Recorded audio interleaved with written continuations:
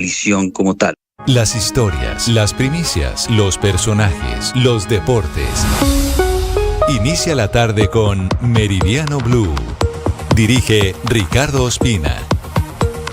Es la 1 de la tarde en punto, seguimos acompañándolos, estamos en Meridiano Blue, hoy viernes 30 de enero, saluda a quienes están con nosotros en Dito y en el canal de YouTube de Blue Radio, agenda cargada de noticias, algunas de ellas de última hora, como el bloqueo que a esta hora se presenta en la vía al mar, en la vía a Buenaventura por protestas.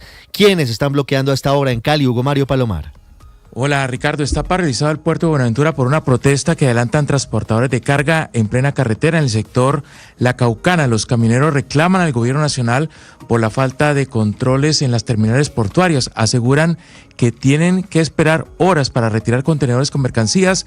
Dicen que los costos de viajes y de combustible se han incrementado hasta en un 120%. Están pidiendo la presencia de funcionarios del Ministerio de Transporte. Por este bloqueo, allí en la vía Buenaventura hay cantidad de vehículos de pasajeros y de carga esperando al lado y lado de la vía que conecta al Pacífico con el interior del país, Ricardo. Estaremos pendientes, ahí estamos viendo las imágenes del bloqueo de los transportadores de carga en la vía a Buenaventura. En Bogotá, el gobierno del presidente Gustavo Petro le sigue lanzando pullas a la Corte Constitucional por la suspensión provisional de la emergencia económica. En esta ocasión, Sebastián Martinelli, ¿quién fue el que habló en contra de la Corte? Ricardo, pues en este caso fue el ministro del Trabajo, Antonio Sanguino. Esto se dio durante el lanzamiento de un programa en conjunto con el Ministerio de Cultura llamado Dignidad Mayor, el cual busca entregar una renta mensual básica de 230.000 pesos, a 50.000 adultos mayores del sector cultural. Pues precisamente en medio de este reciente anuncio de la Corte Constitucional donde se suspende el decreto de emergencia económica, el ministro Sanguino no se refirió propiamente a esta, pero sí le lanzó una dura crítica al alto tribunal. Esto fue lo que dijo.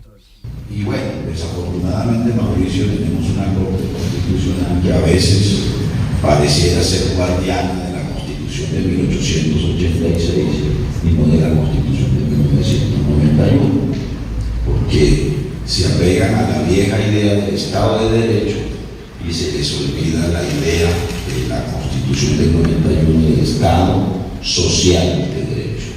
Por su parte, la ministra de las Culturas, las Artes y los Saberes, Yanay Kadamani, aseguró que el gobierno garantizará los recursos que ya fueron asignados a los ministerios de Salud, Educación y Cultura, pese a la suspensión de la emergencia económica, Ricardo. 1:04 minutos, hablamos ahora de lo que decidió hace minutos la Sala Civil de la Corte Constitucional, que le abrió la puerta al embargo de los dineros que se giran por parte del Ministerio de Salud a las cuentas de clínicas y hospitales. Este es un duro golpe para el gobierno, que estaba intentando desembargar más de 2 billones de pesos que están en las cuentas de la nueva EPS. Jessica Gutiérrez. Así es, muy buenas tardes. Es que la Corte Suprema de Justicia estableció que los recursos que reciben las instituciones prestadoras de servicio de salud, es decir, las IPS, a través de los giros directos de la administradora de los recursos del Sistema General de Seguridad Social en Salud, ADRES, pueden ser objeto de embargo siempre que correspondan al pago de servicios y tecnologías en salud que ya hayan sido efectivamente prestados. Y es que esta decisión se conoce en medio de la controversia generada en los últimos días por la situación financiera de varias EPS, entre ellas Nueva EPS, que informó tener cuentas embargadas por un monto cercano a los 2 billones de pesos. Este escenario se ha repetido en otras EPS y está relacionado con ingresos judiciales iniciados por IPS y gestores farmacéuticos como mecanismo para poder reclamar el pago de deudas acumuladas por la prestación de los servicios de salud. Pues recordemos también que en este mismo contexto el ministro de Salud, Guillermo Alfonso Jaramillo, había señalado recientemente que los recursos destinados a la salud no podían ser embargados y había solicitado la liberación de estos fondos al considerar que la normatividad vigente establecía su protección. 1:05 minutos. Esta tarde de nuevo se prevén lluvias en el Valle de Aburrá y hay máxima alerta por las emergencias que se vienen presentando en algunas zonas de Medellín. Héctor Santamaría, ¿qué dicen los expertos sobre lo que está pasando con la alta pluviosidad en el Valle de Aburrá y las emergencias que se vienen reportando en los últimos días? Pues Ricardo, con las buenas tardes. Un estudio especialmente las universidades de Medellín Nacional y la EIA reveló que hay puntos críticos en 4 municipios, especialmente el sur del Valle Burrá. Hablamos de Sabaneta, Envigado, La Estrella y parte de Medellín, y sobre todo donde ocurrió esta emergencia en días pasados, donde solamente bastaron 44 minutos para causar inundaciones en vías, daños, caída de árboles, y donde inclusive hay alerta a esta hora de los organismos de socorro, porque Ricardo, se prevé que lluvias similares pasen hoy en horas de la tarde. Esto dijo el alcalde Federico Gutiérrez. Podemos tener varios eventos de esto, especialmente en el centro de la ciudad y en el corregimiento, especialmente de Santa Elena. Hacia el final de la tarde se puedan registrar lluvias parecidas a las del miércoles. Y no solamente está en alerta Medellín, sino también municipios como Bello, Copacabana y el municipio de Barbosa, donde también se identificó en este estudio, Ricardo, que llueve intensamente, especialmente entre las 3 de la tarde y las 6 de la tarde. La noticia del momento en Blue Radio. Mucha atención, unas 7, hay noticia desde la Junta Directiva del Banco de la República. Estaba previsto, por cuenta del aumento del salario mínimo del 24%, el emisor, atención, anuncia un muy fuerte incremento en las tasas de interés. Felipe García. Hola Ricardo, sí señor, lo acaba de anunciar el gerente del Banco de la República, Leonardo Villar. Suben entonces las tasas de interés 100 puntos básicos, es decir, de 9,25% pasan a 10,25%, teniendo en cuenta, dice el gerente del emisor, factores como la inflación principalmente. Escuchemos lo que está diciendo a esta hora, leyendo el comunicado de la Junta Directiva del Banco de la República. 6% observado en 2024. Esto obedece principalmente al significativo crecimiento de las importaciones impulsadas por el fuerte dinamismo de la demanda interna, frente a un crecimiento leve de las exportaciones en un contexto de cambio en la matriz exportadora, con una disminución de las exportaciones mineroenergéticas y un aumento de las exportaciones manufactureras, agropecuarias y de servicios. La incertidumbre sobre las condiciones externas continúa siendo elevada en vista de los riesgos asociados a un escalamiento de los conflictos comerciales, las medidas migratorias en los Estados Unidos, los conflictos geopolíticos y la percepción de riesgo soberano de Colombia. La decisión adoptada por la mayoría de los miembros de la Junta Directiva está encaminada a que la inflación retome una senda decreciente. Las decisiones futuras dependerán de la nueva información disponible.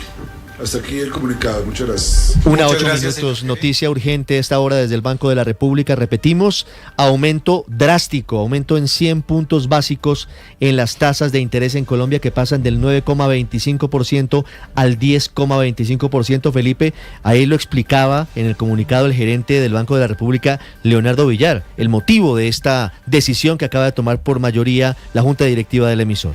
Factores como la inflación, Ricardo, teniendo en cuenta también lo que pasó con el salario mínimo, ese aumento del 23,7%, y sobre todo factores externos, es lo que explica el gerente del emisor, Leonardo Villar, en esta decisión de tasas de interés. 100 puntos básicos es un golpe muy duro. El mercado, Ricardo, estaba esperando apenas 50 puntos básicos. Esta es la primera reunión de la Junta Directiva del Banco de la República del año. En febrero no hay decisión de tasas, y lo que significa esto es que el Banco de la República está buscando enfriar la economía, teniendo en cuenta este factor, sobre todo del salario mínimo, con ese impulso que le da el gobierno del presidente Gustavo Petro a los trabajadores y a la gente del común para comprar, pues se empieza a disparar la inflación en varios sectores, y esa es la estrategia, como el medio del Banco de la República, para detener un poquito esa inflación y que pare el crecimiento. Freno de mano a la inflación de la Junta del Banco de la República con el aumento en 100 puntos básicos de las tasas de interés.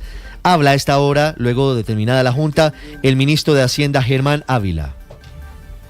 Aminorar los impactos redistributivos de las medidas que ha venido adoptando el gobierno, principalmente en relación con el incremento del salario mínimo legal vigente para el año 2026.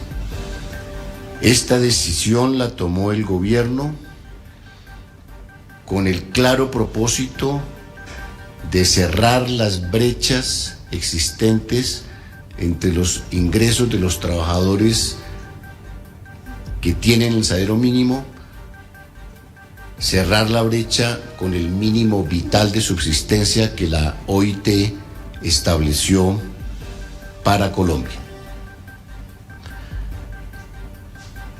En la misma dirección se adoptaron medidas de emergencia que son ya bien conocidas por todos y a los cuales me referiré en un momento.